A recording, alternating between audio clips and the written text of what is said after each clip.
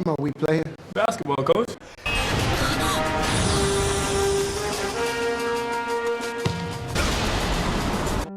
You ever watch a basketball game and think, wow, that was impressive? Well, throw that thought in the trash, light it on fire, and launch it into space. Because Kuroko no Basket laughs at your boring idea of basketball. This anime doesn't play by the rules of talent or training. Nope. It's all about straight-up sorcery. The power of anime friendship so intense it could make a grown man sob into his instant noodles, and move so wild they'd make Gravity file for unemployment. Today, we're counting down the top 7 moments where Kuroko no Basket said, "Reality? Never heard of her," and turned a basketball court into a circus run by superpowered teenagers. Think I'm joking? Wait till you hear about Kuroko passing the ball so fast it's basically teleporting. Like, did this dude just enroll in Hogwarts for point guards? Or Kagami jumping so high he's basically fist-bumping the sun before slamming a dunk that could crater the court. This ain't basketball. It's a fever dream where the laws of physics got dunked on harder than the opposing team. Coming in at number 7, we have Kagami's Skywalk dunk. A moment so unhinged, I'm convinced it was animated during a sugar rush-fueled fever dream. This is the play where Kagami jumps, stays in the air like a Final Fantasy boss, then casually moonwalks toward the basket. My man isn't dunking, he's levitating with purpose. At this point, he's not a basketball player. He's a licensed pilot. You know those platforming video games where your character gets that double jump power-up?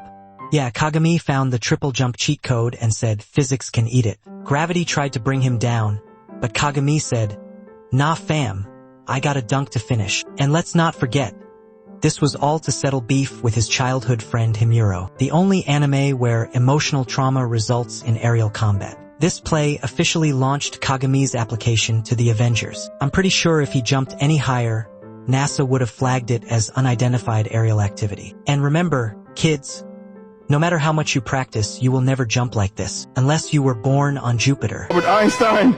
It's Albert Einstein! Oh my god, it's Albert Einstein! Oh my god! At number 6, we have Midorima's full court shot. Now I've seen Steph Curry hit wild shots, but Midorima's out here casually violating NBA range like he's got sniper sights on the rim. And he does it again and again. No follow-through, no momentum, just pure horoscope-fueled madness. This man doesn't warm up. He calibrates his chakra alignment with the moon and pulls up like it's divine intervention. And look, every single time he shoots, he looks around before it goes in. He's not just accurate, he's cocky enough to disrespect physics and trash talk. At this point, Midorima isn't a shooter. He's a human trebuchet powered by horoscope luck, green hair, and righteous judgment. Honestly, if he ever misses, I feel like the ball just politely apologizes and goes in anyway. Awesome, let's keep the madness rolling. At number 5, we've got Kuroko's full court phantom pass. A pass so stealthy, it makes ninjas look like drumline performers. Kuroko literally yeets the ball from one end of the court to the other and nobody sees it. The camera doesn't catch it. The defenders don't see it. The laws of motion file a missing ball report. The ball might as well have entered the shadow realm, slipped into the 4th dimension, and came out in Kagami's hands like a secret Amazon Prime delivery. You think no-look passes are cool? Kuroko throws no-light passes. Light bends around the ball like he hired NASA to run the assist. Here's what happened. Kuroko applied dark matter physics, quantum refraction, and pure anime bullshit to curve a ball faster than human eyes could react. Defenders be standing there like, wait, where'd the ball go? Meanwhile, Kagami's already mid-air, dunking like a heat-seeking missile. So next time your coach tells you to watch the ball, just show them this clip and ask, with which set of eyes? Great. Coming in hot at number 4, we've got Akashi's ankle-breaking zone steal. A play so savage it should come with an age restriction and a therapist on standby. Akashi didn't steal the ball. He stole Kagami's will to live. This wasn't defense. This was psychological warfare.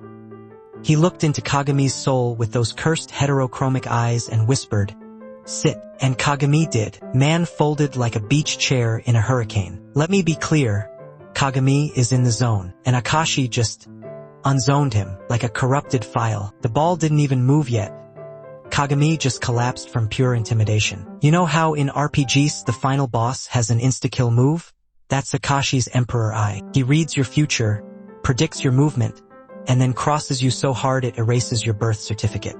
He doesn't even celebrate. He just walks off like, yeah, I do this every Thursday. Bros out here role-playing as a Greek god in a high school gym. Jesus?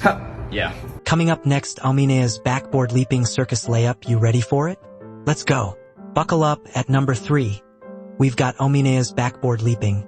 Behind the hoop, Screw Your Gravity Layup. A play so disrespectful, the hoop itself probably considered therapy afterward. Let me describe what happened.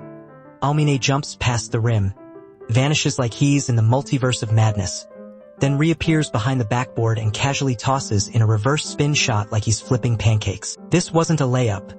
It was an aerial ballet performed by a man who believes in no gods, no rules, just pure vibes. You know how in normal basketball, players avoid going behind the backboard? Aomine looked at that and said, I see a portal to glory. My man isn't hooping. He's expressing himself in a language only anime gods understand. Even the commentators were like, what the hell was that? No analysis, just collective confusion and awe. At number 2, it's Kuroko's Vanishing Drive, a play so unreal it makes Houdini look like an amateur. So here's the setup. Kuroko's dribbling and bam, he literally vanishes, like he's been deleted from the game files. 1 second he's there, and the next second he's gone, like your friend who says they'll be at your party at 8 p.m. and then never shows up. This isn't just some clever misdirection. No one sees him, not even the person guarding him. It's like Kuroko has his own personal cloaking device that's powered by the awkwardness of being invisible. And let's talk about the physics here. How does a person vanish like that, not even creating a blur? At this point, I'm convinced Kuroko's real superpower is just frustrating people. Like, imagine trying to guard someone who just randomly deletes himself from existence. You just quit basketball at that point. This is the basketball equivalent of getting ghosted by your crush. And not in the haha I'm ignoring you way, more like, I literally cannot even see you to ignore you. Kuroko's not just using this move to get by people. He's using it to send them to the emotional shadow realm where no dribbler, no coach, and no human logic can follow. So if you ever feel like life is disappearing right before your eyes, just remember, Kuroko's out there playing 5D chess while you're stuck on level 1.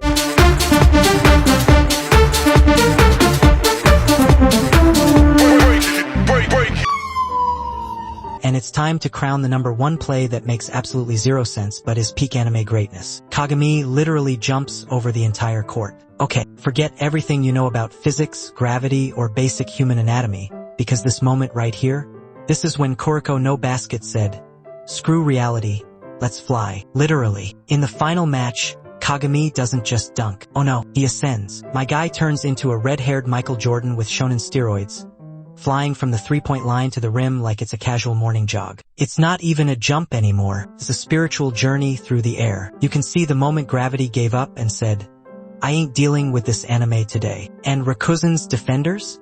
They just stand there like NPCs during a cutscene. Not even shocked. They knew. We knew. Everyone knew Kagami was about to break aviation laws. I swear, NASA could have tracked this jump. In fact, I'm convinced a satellite somewhere had to adjust orbit because Kagami's head passed through it. This wasn't basketball. This was interdimensional travel disguised as a dunk. And that, my friends, is why this moment stands tall literally as the funniest, most absurd, and undeniably anime thing in all of Kuroko no Basket. So here we are, folks. After all the ridiculous plays and gravity-defying dunks that somehow make sense, we've got to take a moment to look at the legacy of Kuroko no Basket. This show isn't just about basketball. It's about the soul-crushing emotional highs and downright comical lows of every player on the court. But deep down, it's about one thing, teamwork, and how ridiculously exaggerated that teamwork can be in anime form. What the hell NBA and the players are doing these days? If you can't make a flashy move that defies all known laws of physics,